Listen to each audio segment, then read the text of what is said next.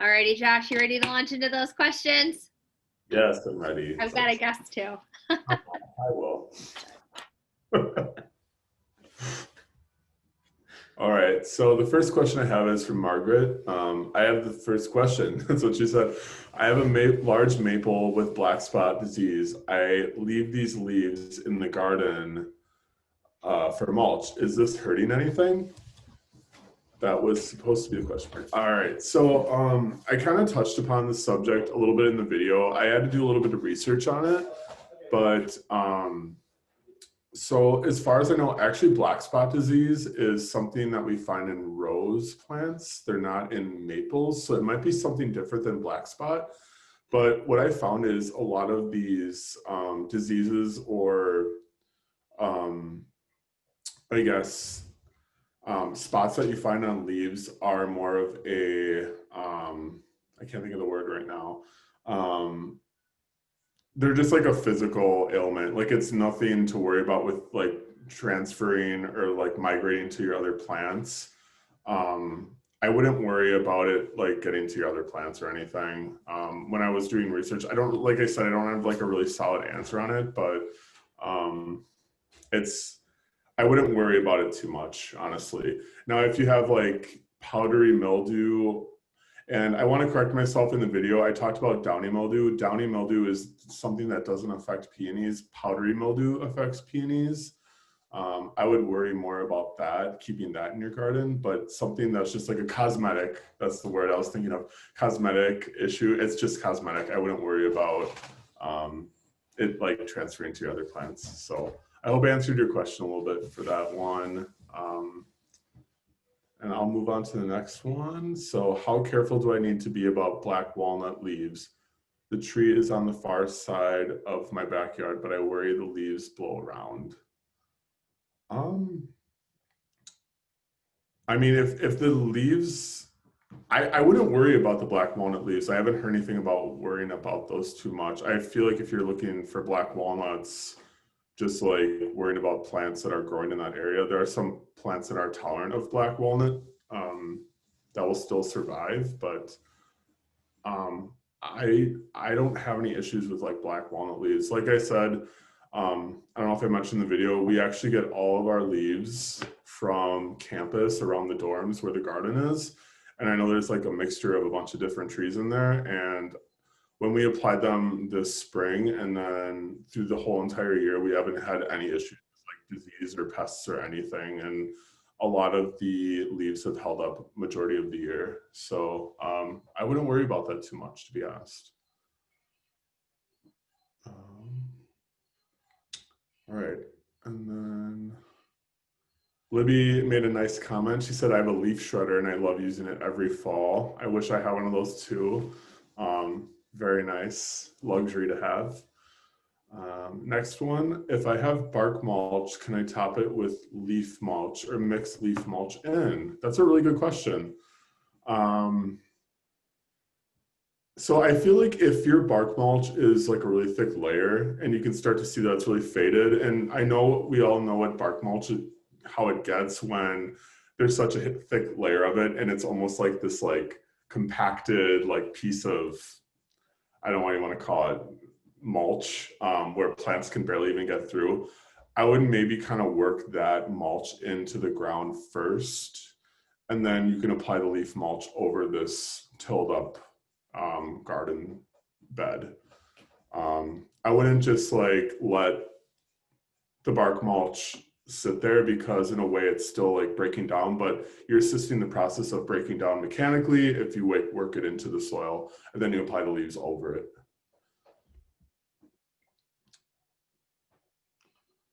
All right. And then Jennifer made a comment, probably tar spots. That must be from the maple one from Margaret. That sounds about right. Maple leaf tar spot. All right, from Kathy, I make compost using leaves, but also other plants, not weed seeds or diseased plants and vegetable scraps. Could I just use this compost as mulch? Keep your question in here. Yeah, I mean, I think that's totally fine.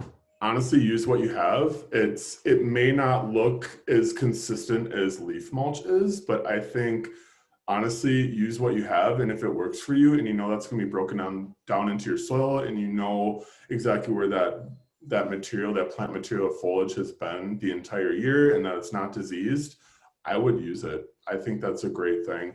I think, you know, you have to kind of think about the type of mulch that you're using. Are you doing it to benefit your soil? Are you doing it purely just for looks, or are you doing it for a little bit of both? So if you're, you know, if you're okay with, you know, having like a random squash, you know, vine through this mulch, that's okay with me. So I think that would be just fine. All right. So Jennifer also made another comment. Tar spot, powdery mildew, and other cosmetic leaf diseases can still be spread by going into leaf mulch. No need to remove the plant, but you should remove these leaves and dispose of them separately. Okay, that's really good to know. Thank you for sharing that. Yes, powdery mildew definitely is something that can be, actually I'm giving you a little sneak peek. In our next video, powdery mildew is something that can survive the winter. So I will say, if you are finding powdery mildew on some of your trees, especially your perennials, I think it's more prevalent in perennials, especially peonies and bee balm. There's another one that's really common. I can't think of off the top of my head, but you should definitely remove the powdery mildew, like just get rid of it completely and compost it in another separate, you know, compost pile or whatever. What I was saying is powdery mildew, the spores can't survive over the winter. They have some type of protective barrier that can allow them to survive. And they can also be transferred through the winds, even across states and everything. So powdery mildew, if you do see it, try to get rid of it. Okay, Jennifer had another question. Do you know of any studies or resources about protecting overwintering insects? Is it okay to shred, or should it be done before a certain time? That's a really good question. It kind of goes back into what I was just talking about previously, actually our next lecture. I don't know any specific studies or resources protecting them, but I do know that just leaving your plant material up over the winter, which is something that I think some of us know about, is something that you can really support insects over the winter. So I'm really kind of like giving away pretty much the next lecture, but allowing your plants to stay over winter and allowing these insects to survive in the winters in these hollowed out stems protects them, keeps them insulated, keeps them, you know, healthy and safe, is something that you can consider. I don't know necessarily if, you know, you shouldn't shred, like if there's any insects in the leaves. I think you're going to get, either way, you're going to get insects in the leaves. It's just kind of like what's going to happen. But what you could do, kind of what I suggest in the video, is just apply the leaves that you collect without shredding them and lay them in your plant beds. And then in the springtime, before everything pops up, maybe when you start to see pollinators active and up and going, then you can take your mower and then just cut right over the leaves directly, and they'll stay in place. So that's another thing. If you're really worried about like shredding the leaves in the fall and you're worried about the insects that are in them, or like, yeah, I would just leave them whole and then just apply the leaves if you want to use them to your plant beds. All right, JT has a comment. You can always use the compost as mulch to top dress around plants at any time. Yes, definitely. That's what we did in the spring. Good, yes, good suggestion, JT. You didn't add water to the leaves in the black plastic bag to make leaf mold. Do you need to add moisture? Generally, so here's the thing. You can add moisture to it, but if you place the bag in a sunny spot, you're gonna have, I wanna say, condensation in the bag. So that way the leaves will expel some condensation into the bag and it'll hold it in. And once it's like in these bags too, we poked holes in them, moisture will get in there that way too. So I wouldn't really worry about adding too much water. You can still add water to the leaves before you put them to the bag. I feel like generally in the fall, things are kind of rainy, so these leaves might be already wet. We just kind of collected them early and they happen to be really dry. But I don't think that would be a bad idea to add a little moisture before adding them to the bag to keep the process going and kind of get it started. All right. Margaret had a comment. She just said phlox. Yes, that is the other plant that is prone to powdery mildew is phlox for sure. I'm sure there are others, most likely. From David said, oak leaves tend to form dense wet mats over winter and difficult to shred. Any suggestions? Anyone?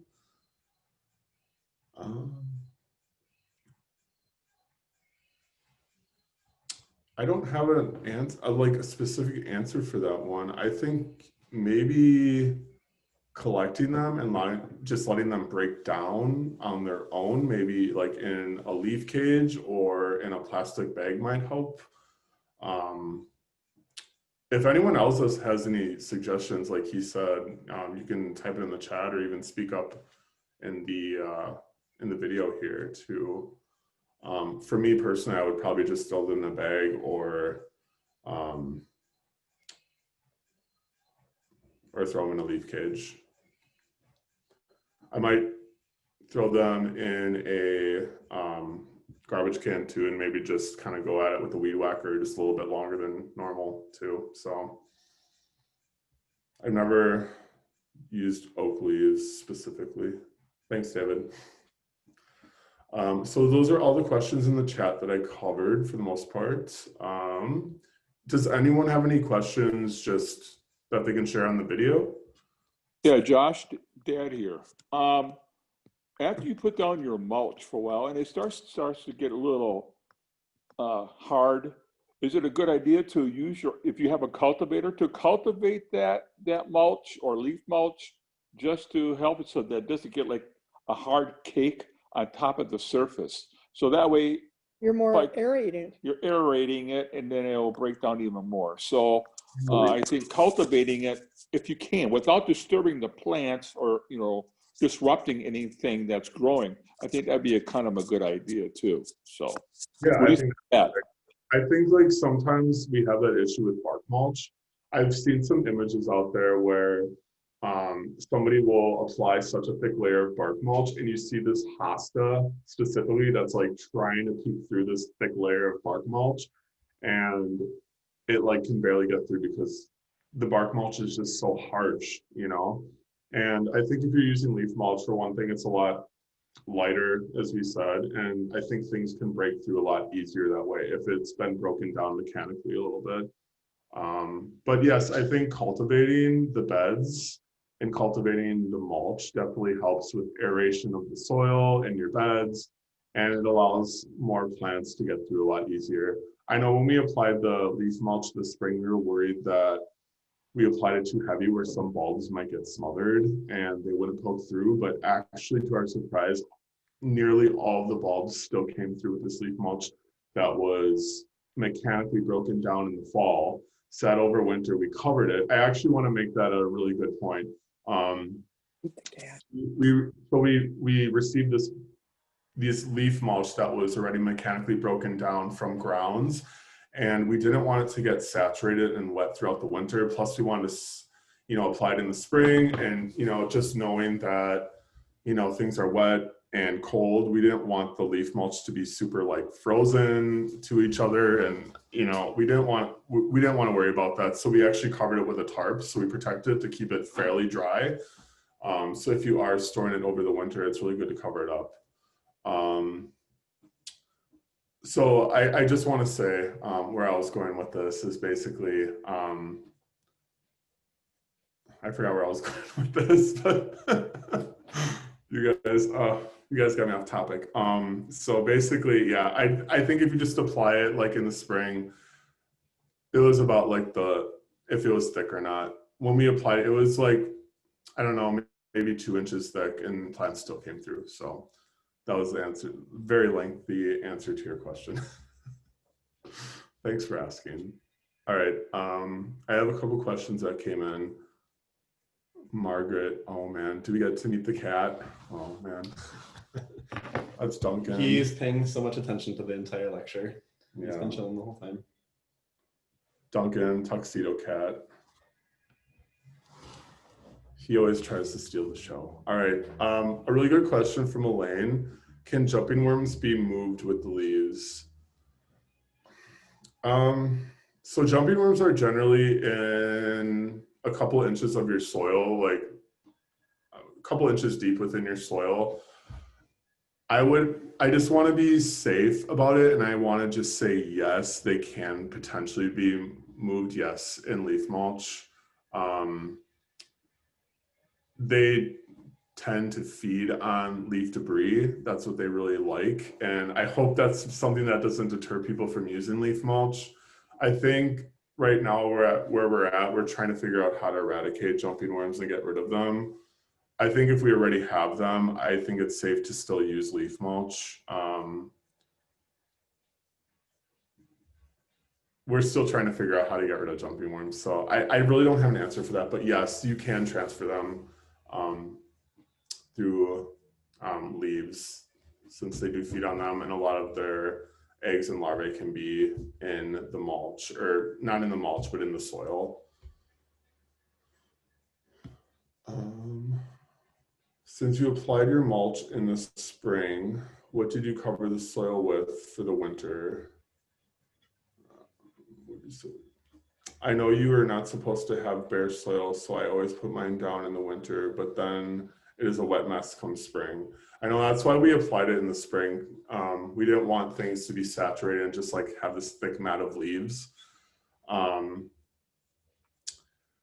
We already had existing plant material. So a lot of and this kind of goes back into like the next lecture, but a lot of the plant material that we had up in the garden was it was still standing. We didn't have like a clean slate. So the fact that, snow was on the ground, and the fact that there were plants still above ground, the snow was caught by these plants. So it kind of like insulated the ground as mulch would, I guess, in a way. So there was existing plant debris and plants in the space. So that's why we didn't have anything to cover the soil with. So,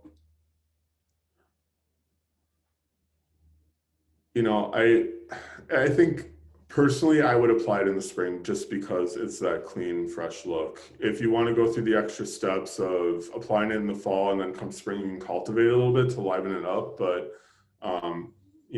just the fact that the snow is melting, they're going to be fairly wet. I think that's a really good question. So anyway, what did you cover the soil with for the winter? We just had existing plants that stayed up over winter that acted, I guess, as a mulch. And we had some leftover mulch from that season. So if you do have a bare site right now, I would just apply maybe a thin layer of leaf mulch, or just mulch just to cover the soil, just to protect your plants, keep them a little bit more insulated so they can survive our winters. We're not really sure what we're going to get this year. So it's better safe to do it that way. All right, that's the last of the questions in the chat. Does anyone have any other ones that they want to just bring to the group?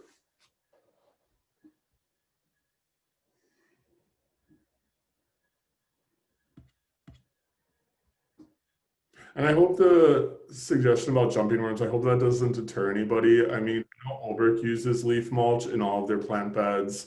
I think it's all about, when you use leaf mulch, you want to make sure that it's, like I said in the video, you want to make sure that's local and it's coming from your space. So I know the city used to give leaf mulch out and they stopped giving out because of jumping worms.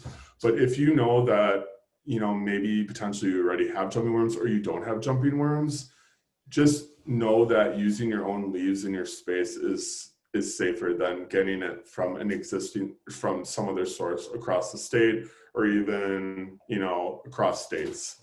So I hope this just gives you peace of mind that you know exactly where your mulch is coming from.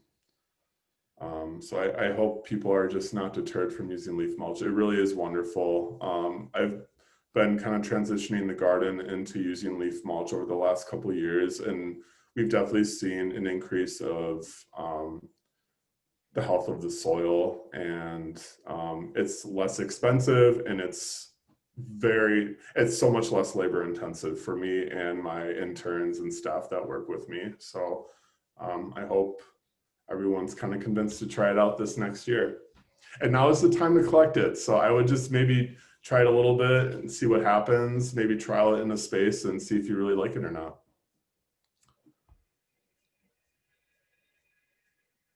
And thanks, Jennifer, for your comment, and everyone else, Margaret, Maddie. Does anyone have any other questions before we close up here? Yeah, Josh, Dad again.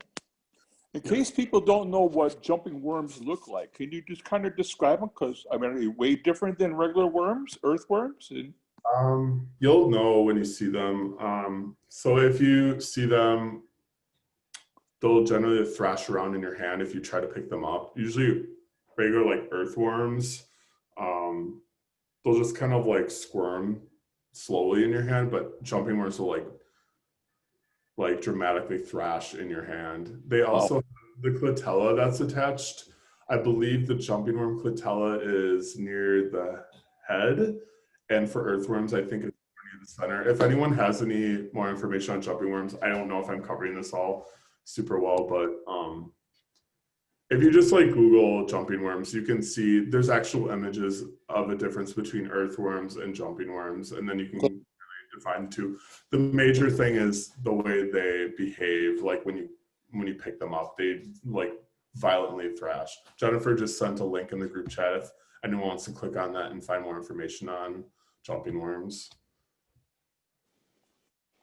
Dad, I don't have any in your yard. I'm pretty sure I was really safe when I come to garden in your yard. So I know you guys don't have any, and keep it that way. So Why are they in your area, not mine? I don't know. I honestly can't answer that. So You're lucky. yeah, You don't have them yet. They stink.